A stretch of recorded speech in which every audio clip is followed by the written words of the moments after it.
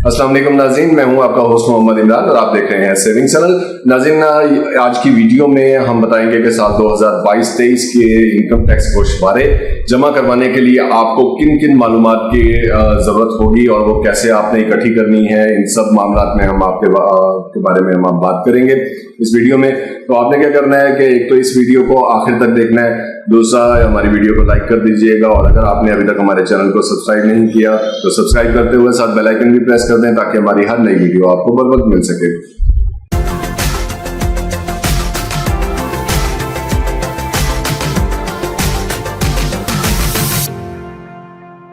जी नाज़रीन 2022-23 के income tax गोशवारे का ड्राफ्ट जो है वो अवेलेबल है यकम जुलाई से।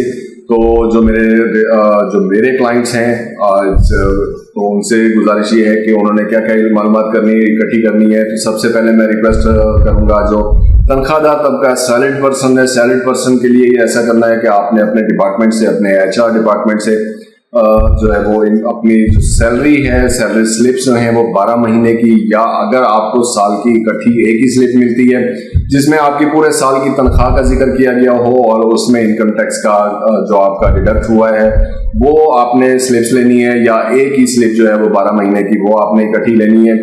और उसके बाद आपने अभी मैं इनकम की बात कर रहा हूँ, सैलरीड पर्सन की बात की, बिजनेस पर्सन्स की बात करता हूं। अगर उनका कोई कारोबार है तो कारोबार में उन्होंने पूरे साल में कितना अर्न किया। इसी तरीके से जो फ्रीलांसर्स हैं, फ्रीलांसर्स ने पूरा साल में कितना इनकम की, या रेंटल इनकम है, या व्हाटसोएवर जो भी आपका सोर्स ऑफ इनकम है। इस तरह ओवरसीज पाकिस्तानी है, ओवरसीज पाकिस्तानीज ने पाकिस्तान में रेमिटेंस कितनी की, ये सारी मालूमात आप एक जगह लिखेंगे। आपके जो भी इनकम होगा, इनकम के जो हेड आपके हैं वो अब तमाम इनकम के हेड्स में आप अपनी आमदन मेंशन करेंगे। नेक्स्ट है जी बैंक के जो आपके बैंक अकाउंट्स हैं उनका आपने 30 जून 2023 का क्लोजिंग बैलेंस लेना है। उससे मतलब स्टेटमेंट ना लें, जस्ट आप अपने बैंक को कॉल कर लें, हेल्पलाइन पे कॉल कर लें और उनसे कहें कि 30 जून 2023 को हमारा क्लोजिंग बैलेंस क्या था। या अगर आप मोबाइल एप्लीकेशन यूज करते हैं तो मोबाइल एप्लीकेशन में भी आपको 30 जून 2023 का क्लोजिंग बैलेंस मिल जाएगा। नेशनल सेविंग्स की बात करते हैं। नेशनल सेविंग्स में जो अगर आपने नेशनल सेविंग्स में या किसी भी प्राइवेट बैंक से आपने अगर कोई आपने प्रॉफिट लिया है तो प्रॉफिट की सूरत में वो भी आपका इनकम होगी प्रॉफिट में।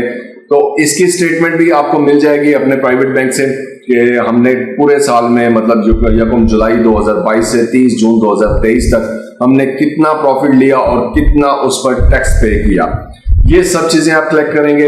अगर आप इसमें आ जाएगा, अगर आप बिजनेस पर्सन है तो आपकी शॉप का जो बिल आता है, बिल में इनकम टैक्स जो है वो मेंशन होता है।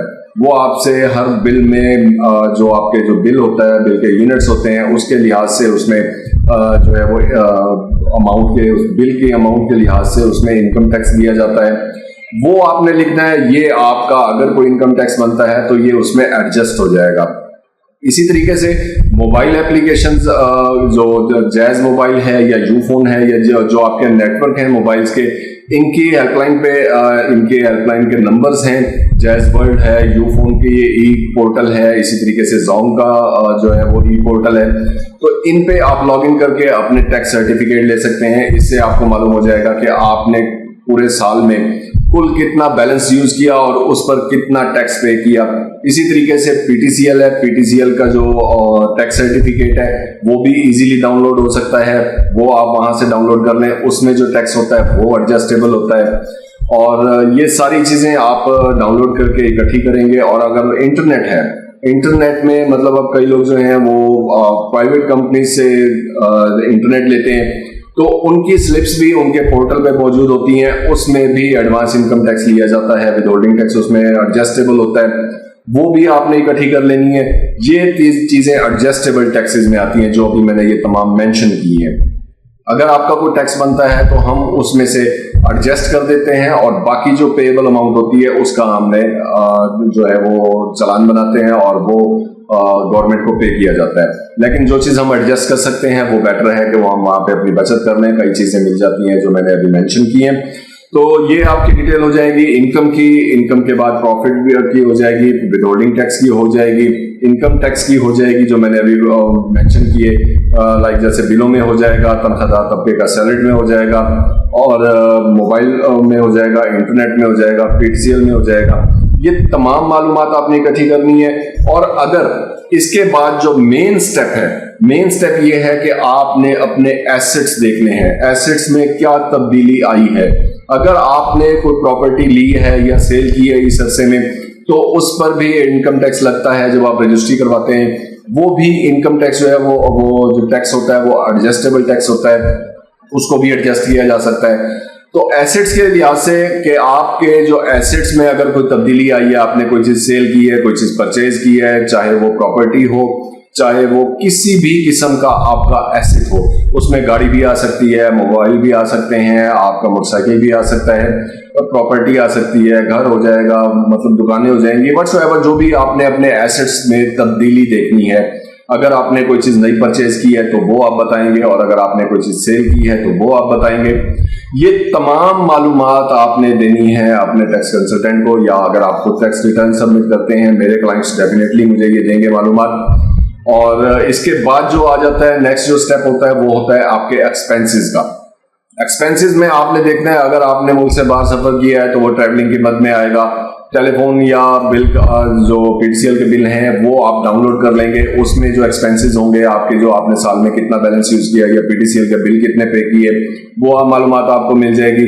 इसी तरीके से जो जुलाई में आपने जून 2023 तक का आपने जो बिल पे किए हैं इलेक्ट्रिसिटी के, वो उसमें पूरे साल की डिटेल आ जाती है। पूरे साल की आप जो बिजली की कंजम्पशन आपने जो यूजेज की है वो एक्सपेंस आपने कैलकुलेट कर लेना है। इसी तरीके से सुई गैस का भी बिल होता है, उसमें भी 12 महीने की डिटेल मिल जाती है पूरे साल की, तो वो आपने कैलकुलेट कर लेनी है।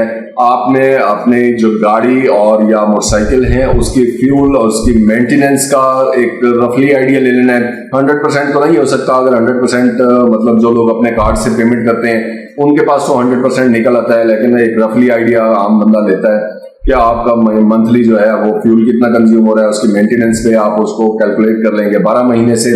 अगर आपने किसी बच्चा या बच्ची की कोई गैदरिंग फंक्शन वगैरह को मतलब शादी वगैरह हुई है तो उस पर एक्सपेंस हुआ है तो वो आप बताएंगे।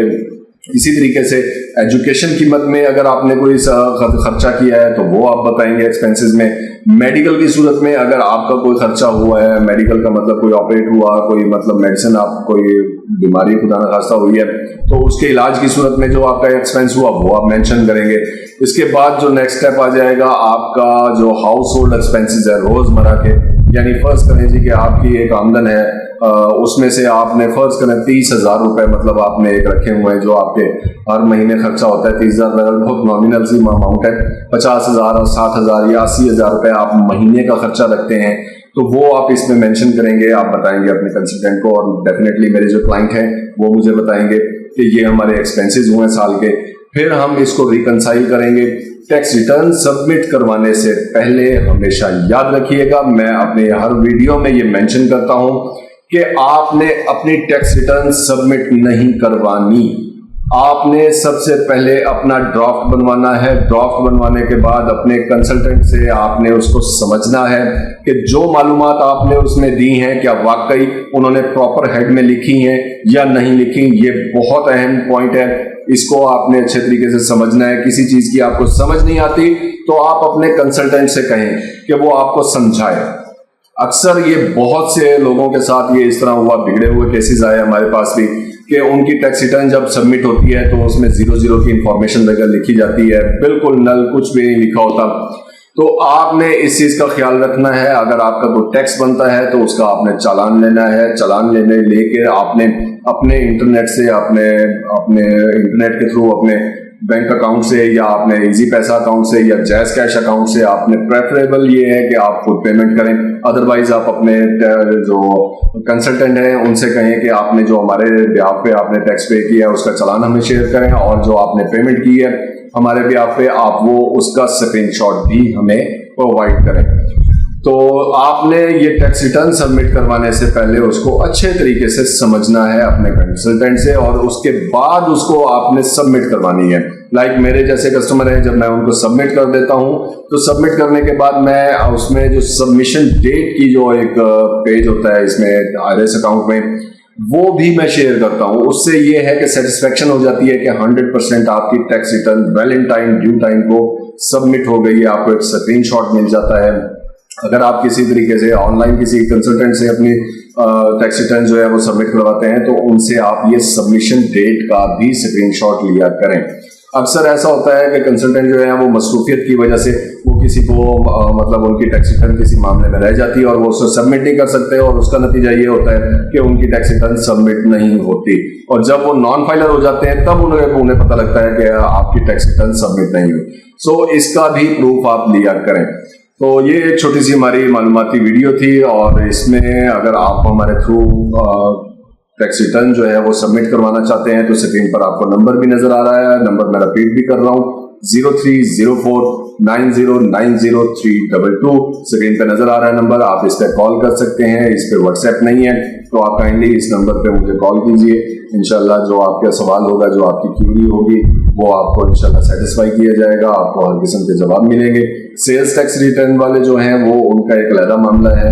वो सेल्स टैक्स की मैंने अभी तक कोई भी वीडियो नहीं बनाई और कोशिश करूंगा कि इस मामले पे भी मैं वीडियोस बना दूं सेल्स टैक्स के मामले में। तो देखते रहिए सेविंग चैनल। अगली वीडियो आने तक इजाजत दीजिएगा। अल्लाह हाफिज।